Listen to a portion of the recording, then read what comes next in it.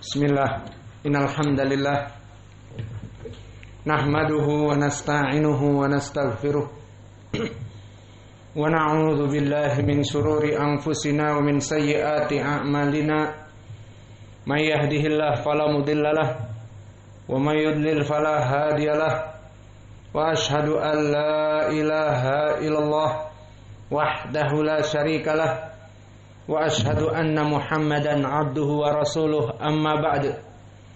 Alhamdulillah, pada kesempatan hari ini, hari Selasa 19 Oktober 2021, maka kita lanjutkan kajian Ba'dal Asr di Fakultas Ilmi Tauhid atau Aqidah dalam pembahasan kitab Aqidatu Syekhina Muqbil Al-Wadi'i, atau yang berjudul dengan Hadihi da'watuna wa aqidatuna, yang mana pada kesempatan hari ini kita masuk kepada sesi yang keempat. Dan di sesi yang keempat kita masuk kepada matan dari Muqaddimatul Kitab, di mana penulis rahimahullah memulai kitabnya dengan basmalah, Bismillahirrahmanirrahim. Kemudian di nuskhah kami setelah itu mengucapkan Assalamualaikum warahmatullahi wabarakatuh.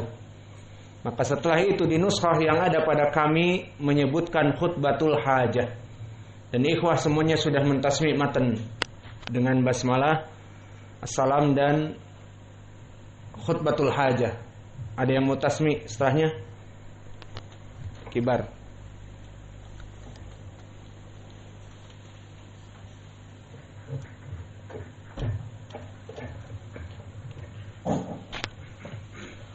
وحال أصحابه قال المؤلف رحمه الله وحال أصحابها كما قيل كل وصلا كل يدعي وصلا إلينا وليلا لا تقر لهم بذاك ولا تجب أصحاب دعوة إلا أنهم يدعون على الصراط المستقيم وذلكم فرعون الذي يقول أنا ربكم الأعلى وقال الله تعالى ما أريكم إلا ما أرى وما أهديكم إلا سبيل الرشاد ويقول في شأن نبي الله موسى عليه السلام قال الله تعالى ذروني أخذ موسى ولا يدع ربه إني أخاف أن يبدل دينكم أو أن يظهر في الأرض الفساد.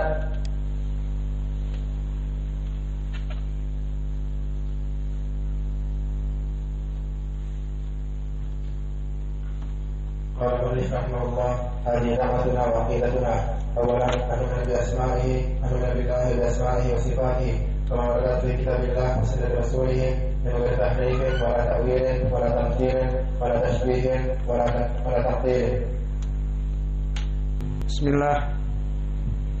قال المؤلف شيخنا مقبل الوادعي رحمه الله في كتابه هذه دعوتنا وعقيدتنا إن الحمد لله نحمده ونستعينه ونستغفره ونعوذ بالله من شرور أنفسنا ومن سيئات أعمالنا من يهدي الله فهو المهتدي ومن يضلل فلا هادي له وأشهد أن لا إله إلا الله وحده لا شريك له وأشهد أن محمدا عبده ورسوله يا أيها الذين آمنوا اتقوا الله حق تقاته ولا تموتن إلا وأنتم مسلمون يا أيها الناس اتقوا ربكم الذي خلقكم من نفس واحدة وخلق منها زوجها وبث منهما رجالا كثيرا ونساء واتقوا الله الذي تساءلون به والأرحام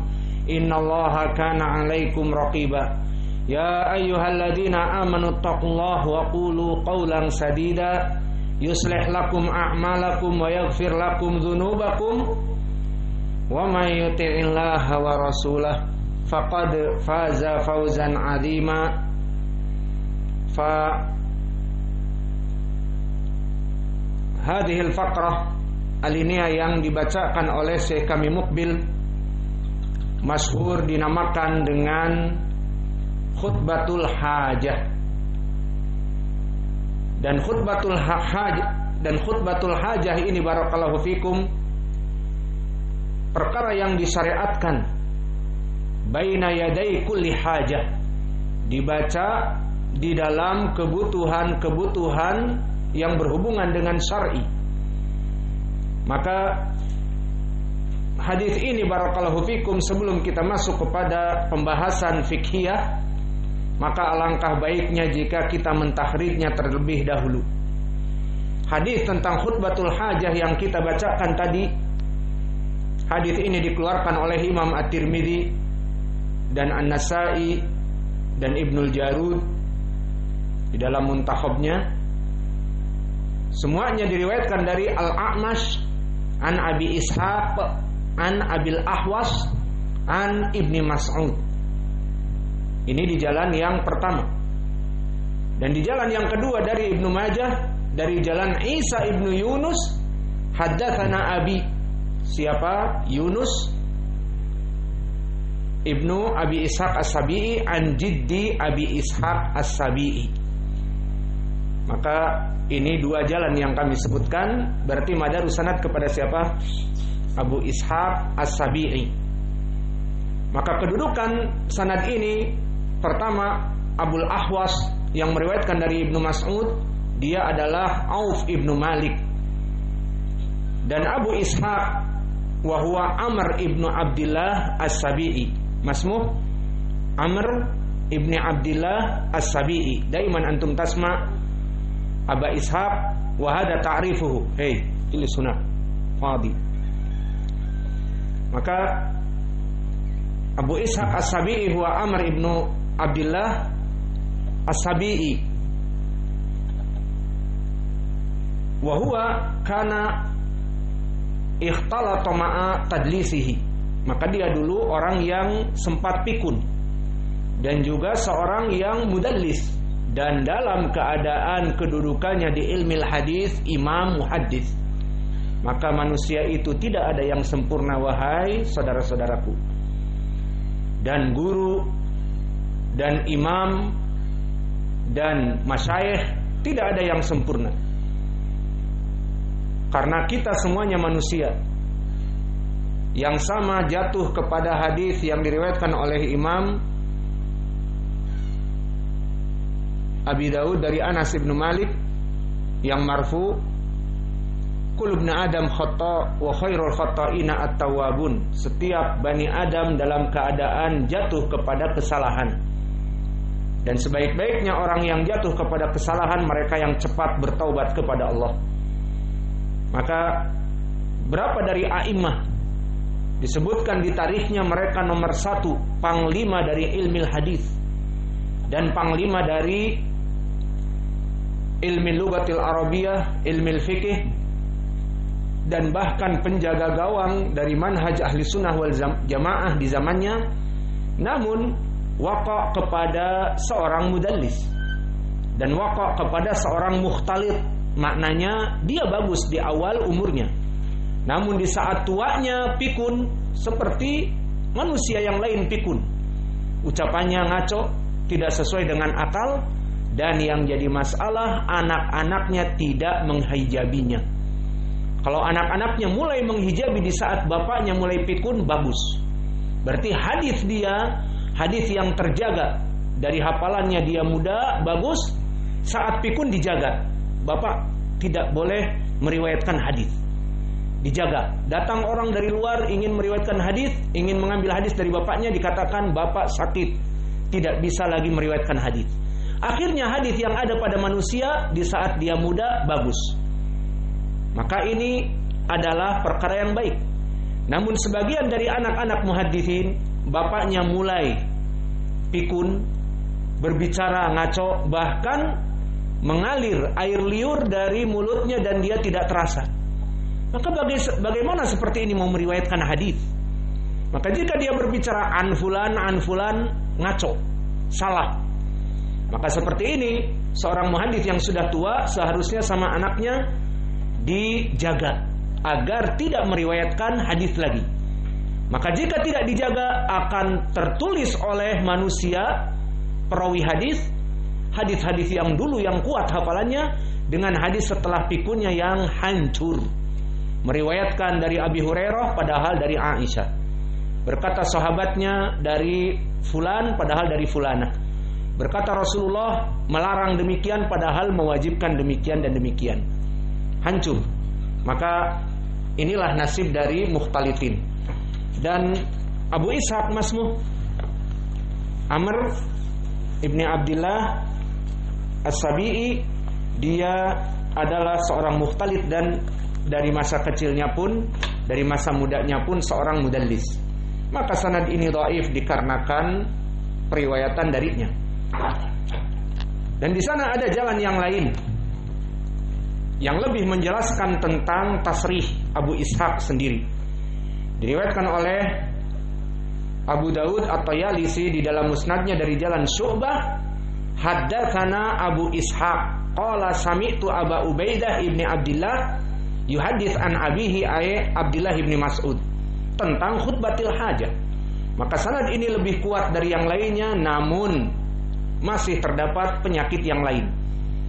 Syu'bah ibn al-Hajjaj imam, hadatsana Abu Ishaq wa huwa muhaddits imam, dan mengatakan sami'tu.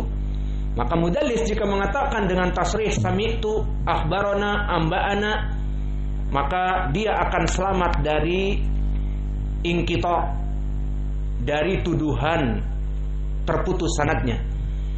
Namun di sini meskipun dia mengatakan sami'tu dari Abu Ubaidah, anaknya dari Abdullah bin Mas'ud, namun di sini masih ada penyakit yang lain. Apa? Abu Ubaidah, anaknya Abdullah bin Mas'ud, tidak pernah meriwayatkan dari bapaknya. Maka oleh sebab itu berkata Abu Hatim, seperti dinukil ucapannya di kitab Al-Marasil, berkata Imam Muhaddits Abu Hatim, Abu Ubaidah lam yasma' min abi. Abu Ubaidah tidak mendengar dari bapaknya Abdullah bin Mas'ud. Maka bagaimana ini bisa terjadi? Seorang anak tidak mendengar dari bapaknya. Disebutkan di kutub tarikh memang tidak mendengar, dikarenakan keduanya berada di tempat yang jauh. Maka begitupun Imam At-Tirmidzi di saat menghukumi beberapa hadis di dalam sunannya, di Sunan At-Tirmidzi, qala At-Tirmidzi Abu Ubaidah ibni Abdullah ibni Mas'ud lam yasma' min abi. Dia tidak mendengar sedikit pun hadis dari bapaknya. Maka ini dinamakan juga dengan istilah di ilmi mustalah apa? Qad madha ma'ana mursal al-khafi. Mursal yang tersembunyi. Karena aglabudon seorang anak duduk dengan bapaknya. Iya apa tidak? Hudzaifah banyak duduk dengan bapaknya, meriwayatkan pelajaran dari bapaknya. Namun dari kejarangan, dan ini memang ada, seorang anak tidak tinggal dengan bapaknya dari kecil. Sehingga datanglah Abu Ubaidah kepada bapaknya, dan bapaknya dalam keadaan sudah tidak meriwayatkan hadis lagi. Maka tidak pernah mendengar satu hadis pun Abu Ubaidah dari bapaknya, meriwayatkan hadis dari bapaknya. Maka hadis riwayah yang ketiga dengan menyebutkan an Abi Ubaidah, di sini tidak mengilahkan dari dua riwayat yang sebelumnya dengan menyebut Abil Ahwas. Kenapa kita katakan riwayat dari Syu'bah, dari Abi Ishaq, dari Abi Ubaidah, dari bapaknya Abdullah bin Mas'ud, tidak berselisih dengan periwayatan yang sebelumnya dari Israel, dari bapaknya Yunus, dari kakeknya Abu Ishaq As-Sabi'i, dari Abil Ahwas, dari Abdullah bin Mas'ud. Kenapa tidak kita dhaifkan riwayat Israel dan kita rajihkan riwayat yang benar adalah riwayat Syu'bah? Kita tidak bisa melaksanakannya yang demikian karena Israel telah mengumpulkan di dalam sanad dari berbagai jalan. Seperti dikeluarkan Imam Abi Daud an Israel, an Abi Ishaq, an Abil Ahwas wa Abi Ubaidah. Dikumpulkan oleh Israel. Berkata Israel, cucunya Abu Ishaq, dari Abi Ishaq. Abu Ishaq meriwayatkan dari dua langsung, dari Abul Ahwas dan juga dari Abi Ubaidah, dari Abdullah bin Mas'ud. Maka riwayat ini juga riwayat yang sahih. Kenapa kita katakan sahih? Karena Israel yang meriwayatkan dari Abi Ubaidah dengan langsung meriwayatkan Abu Ishaq dari dua gurunya dalam satu sanad dari Abil Ahwas dan dari Abi Ubaidah. Disebutkan oleh Abu Hatim kedudukan Israil pada kakeknya itu sangat kuat. Seperti berkata Abu Hatim, Israil thiqatun mutqin min atqan ashabi Abi Ishaq. Bahwa Israil dari orang-orang yang paling kokoh periwayatan dari kakeknya. Maka Israil meriwayatkan dari kakeknya lebih kuat daripada yang lainnya. Maka oleh sebab itu berkata Abdurrahman ibnu Mahdi, Israil fi Abi Ishaq athbat min Syu'bah wa Thawri. Israil jika meriwayatkan dari Abi Ishaq, dia bahkan lebih kuat daripada Syu'bah dan daripada Sufyan Ats-Tsauri. Lihat bagaimana seorang rawi yang jauh hafalannya lebih kuat dari Syu'bah dan Ats-Tsauri khusus, tapi periwayatan dari mana? Dari kakeknya. Kenapa? Karena Israil adalah cucu dari Abi Ishaq dan Abi Ishaq sangat mencintainya, dan dari kecil Israil diajari ilmu hadis oleh bapaknya Yunus. Maka dia hadir di majelis kakeknya Abi Ishaq dengan hafalan yang sangat kuat dan mulazamah yang sangat banyak daripada bapaknya. Bapaknya Yunus saduq, namun Israil thiqatun sabtun, dan khusus periwayatan dari kakeknya karena kakeknya imam lebih tinggi daripada bapaknya. Maka si anak ini, cucu ini duduk dengan kakeknya yang lebih tinggi derajatnya dan masyhur dia faqih, dia alim ulama daripada bapaknya Yunus. Akhirnya sampai berkata Abdurrahman ibnu Mahdi, hadis Israil kepada kakeknya lebih kuat daripada Syu'bah dan Sufyan Ats-Tsauri. Dan bahkan disebutkan oleh Israil kedudukan hafalan dia dari hadis kakeknya dikatakan dengan kuntu ahfadu haditha Abi Ishaq kama ahfadu surah minal Quran. Subhanallah. Aku menghafal hadis-hadis dari kakekku seakan-akan aku menghafal surat dari Al-Quran, diantaranya surat Al-Fatihah. Surat Al-Fatihah butuh murajaah apa enggak? Jika antum disuruh jadi imam, ayo sekarang dadakan, oh ntar murajaah dulu Al-Fatihah, takutnya salah bacaannya. Mayahtaj, karena surat Al-Fatihah khalas. Wa kadzalika juz amma, terutama yang pendek-pendek, qul a'udzu birabbin nas, qul a'udzu birabbil falaq, dan yang lainnya, qul huwallahu ahad. Maka di sini hafalan Israil dari kakeknya bagaikan hafalan surat Al-Fatihah dan yang lainnya. Maka oleh sebab itu periwayatan Israil di sini sangat kuat di saat Abu Ishaq menyebutkan dari dua gurunya langsung. Maka oleh sebab itu Imam At-Tirmidzi di saat meriwayatkan hadis yang datang dari dua jalan ini, berkata Imam At-Tirmidzi, wakilal haditsain sahih li'anna Israila jama'ahuma. Maka dua jalan dari Abul Ahwas, dari Ibnu Mas'ud dan dari Abi Ubaidah dari Ibnu Mas'ud, kata At-Tirmidzi, kedua jalannya sama, sahih, bisa diambil karena Israil yang meriwayatkan dari Abi Ishaq, kakeknya telah mengumpulkan keduanya. Maka dari dua jalan ini saling mendukung. Dan ditambah di sana ada mutabaah dari jalan yang lain. Diriwayatkan oleh Imam Al-Baihaqi fi Sunanil Kubra dan Imam At-Tabrani di Mu'jamil Kabir dari jalan Ubaidillah ibni Musa, haddatsana Hurayth an Wasil al-Ahdab an Syaqiq an Abdullah ibni Mas'ud dengan lafaz sama. Karena Rasulullah SAW yu'allimuna al-khutbah ay khutbatul hajah, innal hamdalillah, dan seterusnya. Maka sanad ini sanad yang dhaif dikarenakan Hurayth wa huwa ibnu Abi Matar, dan dia dhaif, dan rijal yang lainnya thiqah seperti Syaqiq wa huwa ibnu Salamah dan Wasil al-Ahdab. Namun Hurayth ibnu Abi Matar dhaif. Maka di sini sudah jadi tiga jalan. Dan dari tiga jalan ini saling menguatkan. Dan mempunyai jalan yang keempat diriwayatkan oleh Imam Abi Daud dan At-Tabrani di Mu'jamil Kabir dan Ad-Da'wat Al-Kabir lil Baihaqi dan Ibnu Abi Asim di kitabnya As-Sunnah dari jalan Qatadah an Abdi Rabbih an Abi Ayyad an Abdullah ibni Mas'ud. Sama lafadznya, Nabi mengajari kami khutbatil hajah. Maka sanadnya mahaluh dhaif. Nama la li'anna Qatadah mudallis. Fa idzan fi sanadihi Qatadah wa huwa imam walakinnahu mudallis wa lam yusarrih fi jami' riwayatihi. Maka Abu Ayyad huwa al-Madani juga rawi yang majhul.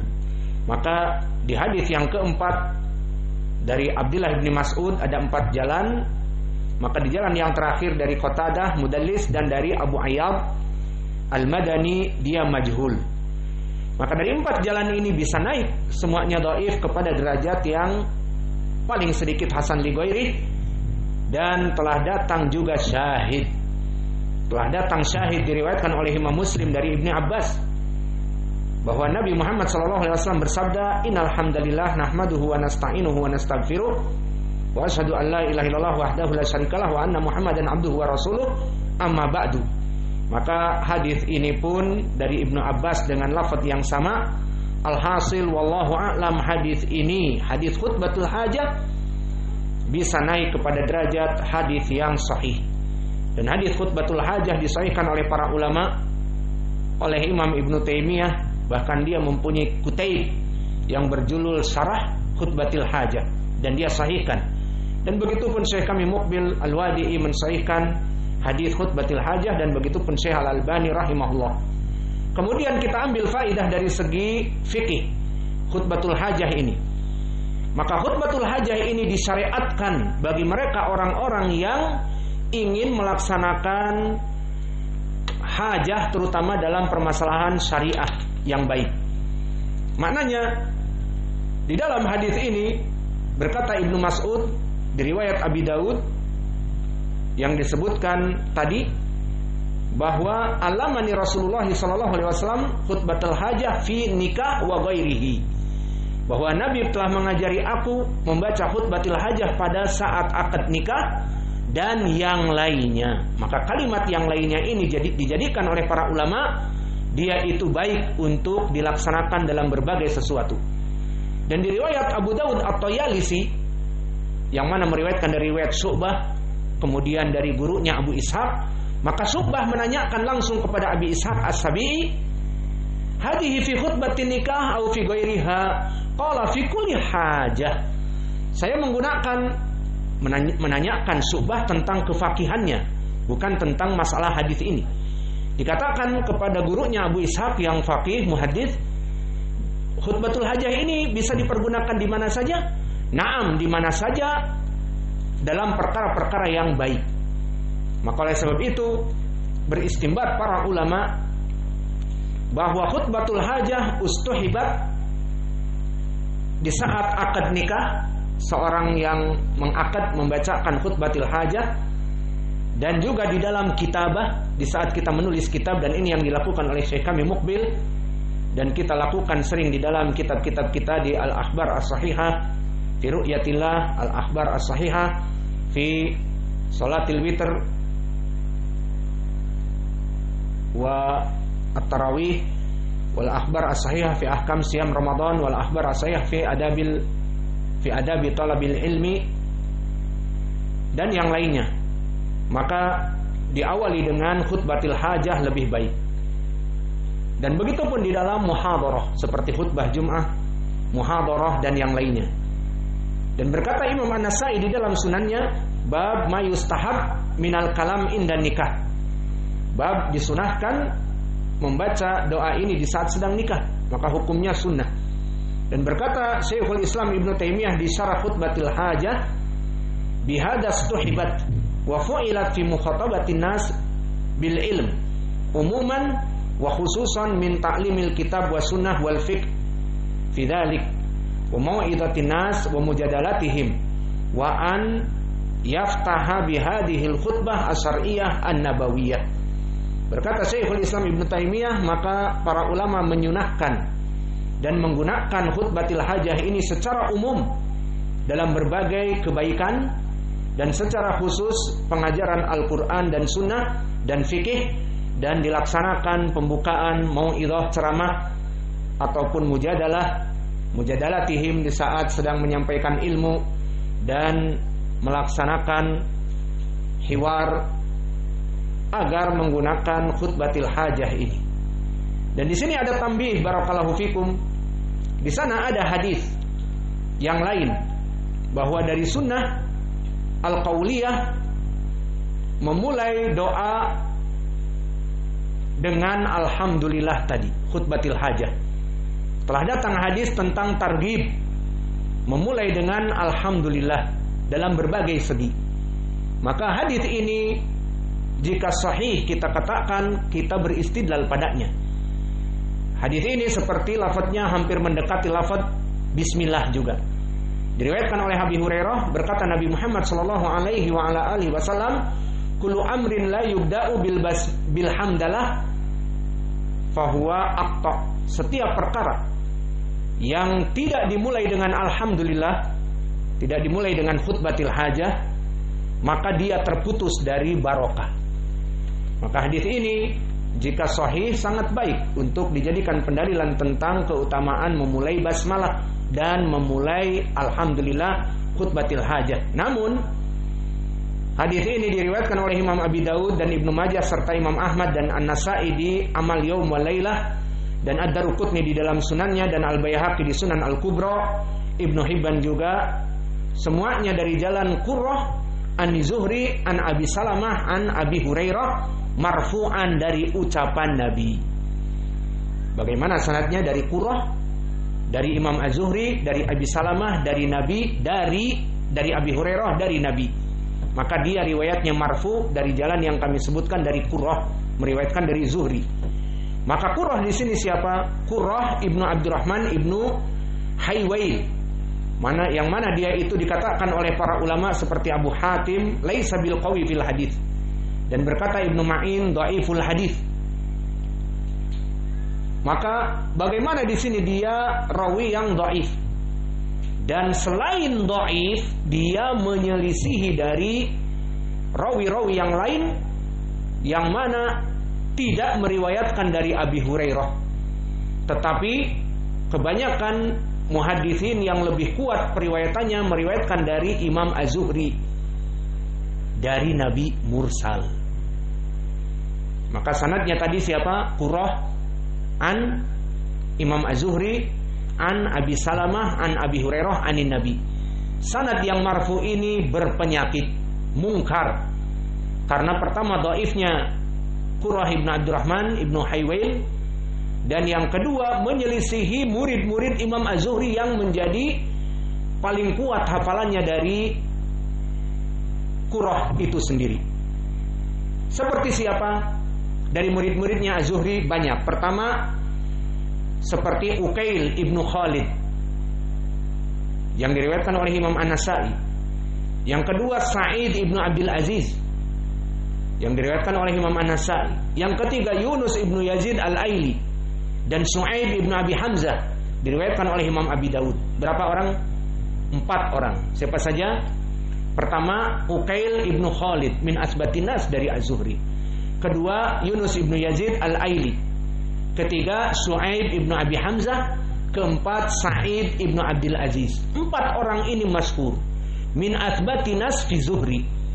Yunus, Uqail Ibnu Khalid, Su'aib Ibnu Abi Hamzah dan Sa'id Ibnu Abdul Aziz. 4 orang ini masyhur dari penghafal terkuat dari Imam Az-Zuhri. Keempatnya meriwayatkan apa? Dari Imam Az-Zuhri dari Nabi. Berarti hadisnya apa? Dari Zuhri dari Nabi mursal, karena Imam Az-Zuhri seorang tabi'i shagir. Bagaimana di sini bertemu dengan Nabi? Tidak pernah bertemu dengan Nabi.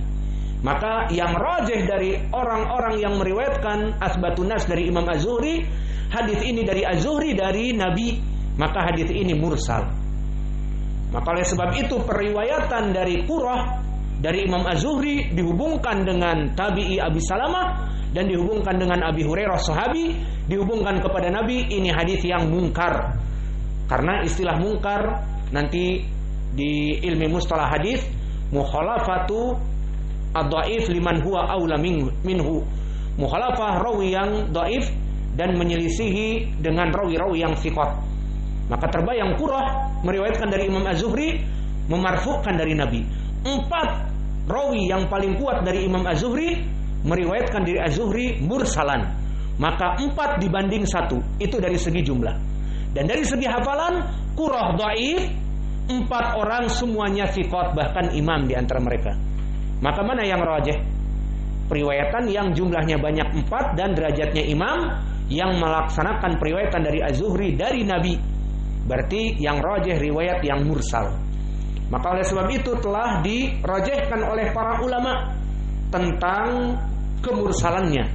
Seperti disebutkan oleh Imam Ad-Darqutni di dalam kitab Ilalnya, tafarrada bihi Qurrah an Zuhri an Abi Salamah an Abi Hurairah wa arsalahu ghairuhu an Zuhri an Nabi wa Qurrah laisa biqawi fil hadits wal mursal huwa shawab.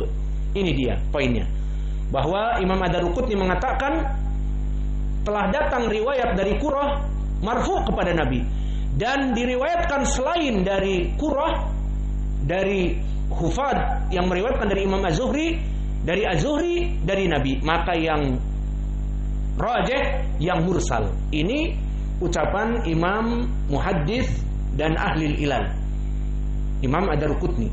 Dan begitupun As-Subki di dalam Tabaqat Syafi'iyatul Kubra pun mengatakan, walau anna wahidan min haula al-arba'ah arada Qurrah la hakama lahu ala Qurrah fama dhannaka bi ijtima'ihim wa min ajli dzalik qala Jahbadul Ilm wal Hafidh Abul Hasan Ad-Darqutni inna sahih fi Zuhri al-mursal. Berkata As-Subki, di sini Qurrah menyelisihi dengan 4 rawi. Maka jika seandainya 1 dari 4 itu berselisih lawan 1 lawan 1 duel antara Qurrah 1 yang dhaif dengan 1 dari mereka, siapa yang mereka 4? Uqail ibn Khalid, Sa'id ibn Abi Hamzah, Yunus ibn Yazid al-Aili, Sa'id ibn Abil Aziz. 1 dari mereka misalnya Su'aib ibn Abi Hamzah, 1 meriwayatkan dari Zuhri, dengan 1 lagi meriwayatkan dari Zuhri dari Qurrah ibn Abdurrahman. Maka ucapan 1 dari 4 ini lebih didahulukan karena hafalannya kuat dari Zuhri. Maka bagaimana di sini ditambah 4 lagi, 4 lawan 1. Maka jelas yang rajih adalah riwayat yang mursal. Dan jika mereka masih menghibur diri orang-orang yang mengatakan hadis ini sahih karena datang riwayat yang lain, telah datang katanya diriwayatkan oleh Imam At-Tabrani di Mu'jamil Kabir dari sahabat yang lain, bukan dari Abi Hurairah. Taib, dari siapa? Dari Abdullah ibnu Ka'ab, dari bapaknya Ka'ab ibnu Ujrah, dari Nabi. Kullu amrin dibalin la yubda'u bil hamdalah fahuwa aqta au abtar au adzam. Mana adzam terputus seperti aqta.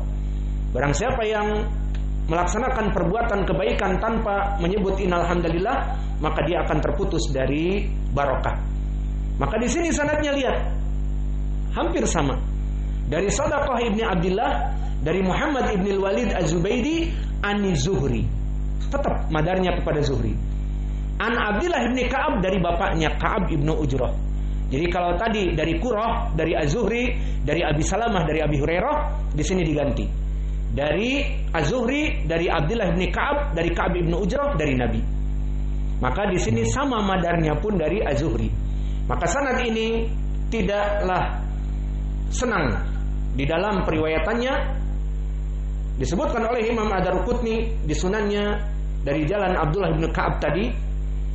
Dan di sini disebutkan bahwa Sadaqah huwa as-Samin Abu Muawiyah sayyi'ul hifdz, bahwa Sadaqah di sini hafalannya rusak. Maka khobar ini berkesendirian dari Muhammad ibn Walid dari Az-Zuhri, menyebutkan dari Abdullah ibn Ka'ab, dari bapaknya Ka'ab ibn Malik, Ka'ab ibn Malik bukan Ka'ab ibn Ujrah. Fa nakhsha ana hada tafarrud minan naqarah sadaqah. Kita takutkan bahwa ini berkesendirian dari sadaqah yang hafalannya rusak, membuat jalan yang baru. Maka oleh sebab itu Imam Ad-Darqutni tidak menoleh kepada mutabaah dari periwayatan sadaqah dari jalan yang tadi, karena diragukan enak aja dari sedekah dari Muhammad ibn Walid, dari Az-Zuhri, dari Abdullah ibn Ka'ab, dari Ka'ab ibn Ujrah. Padahal sedekah dhaif. Maka yang rajih wallahu a'lam periwayatan tadi. Maka oleh sebab itu telah disebutkan juga oleh Imam Ad-Daruqutni di dalam sunannya, telah diriwayatkan dari sedekah dari Muhammad ibn Sa'id, dari Az-Zuhri, dari Abdurrahman ibn Ka'ab ibn Malik, dari bapaknya, dari Nabi, wala yasih al hadis, maka hadisnya tidak sahih. Maka kesimpulannya hadis yang kita bahas tentang pendalilan Syekh kami Muqbil Al-Wadi'i meriwayatkan dengan khutbatil hajah, innal hamdalillah nahmaduhu wa nasta'inuhu wa nastaghfiruh, maka hadisnya sahih li ghairi. Adapun pendalilan dengan hadis yang kedua, kullu amrin dibalin la yubda'u bil hamd fahuwa aqta au ajzam, bahwa barang siapa yang tidak memulai dengan innal hamdalillah pada seluruh perbuatan baiknya dari khutbahnya, penulisan kitabnya, maka dia terputus dari barokah. Maka lafaz ini yang rajih adalah mursal, dan mursal min qismi dhaif, dan mursal dari kedhaifan. Maka mungkin ini yang bisa kita berikan di pelajaran kita hari ini. Wa naktafi ila huna wa jazakumullahu khaira wa barakallahu fi ilmikum. Subhanakallahumma bihamdika asyhadu an la ilaha illa anta